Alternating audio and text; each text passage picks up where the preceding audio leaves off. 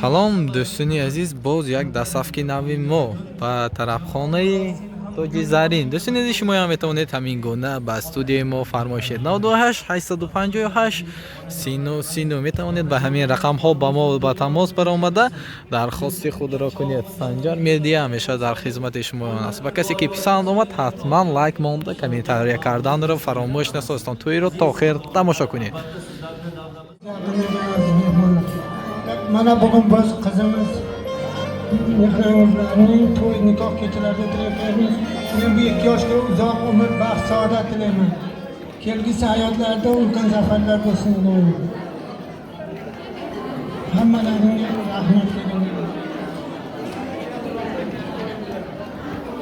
Assalomu alaykum, hurmatli mehmonlar, uzoq yaqindan kelgan mehmonlar. Xush kelibsizlar. Mana bugun biz kelinimiz Mehrangizni nevaram Shohruxxondir to'yda o'tirarkanmiz. Mana shularga ahli oilam nomidan tinchlik, omonlik, baxt, saodat, uzoq umr va shuning bilan uvali juvali, bolali chaqali bo'lishini Alloh shularga nasibini o'zi aylasin. Diqqatlaringizni so'raman. Xalqimizda bir ajoyib gap bor. Xudochilik, ming yilchilik deymiz. Bugungi xudo andalarimizga birlariga kelin, birlariga kuyov muborak bo'lsin deb qolamiz. Mana shu davramizda kelin boshimizning tog'alari Husniddinjon aka, xolalari Mahfuzaxon opa, pochchalari bo'lmish Baxtiyorjon akalari tabriklab 2 yoshni baxt oqshomlari bilan bugungi visol oqshomlariga shirinlikning sarasi bo'lmish tortlar yuborishgan. Albatta mana shu tortni qabul qilib olasiz. Sanjar media dastavkasini eslatib o'tamiz. Guldiroz qarsaklaringiz bilan aziz do'stlar, Kanibadamizga olib kelishadi. To'ylar muborak bo'lsin. Dilga tuygan bugungi keldi orzu to'ylari. 2 yoshning bugungi qutlug' bo'lsin to'ylari. Bir-biriga juda ham mos keldi bo'ylari. Hamma xursand ushbudan qutlug' bo'lsin to'ylari. To'ylaringiz muborak bo'lsin.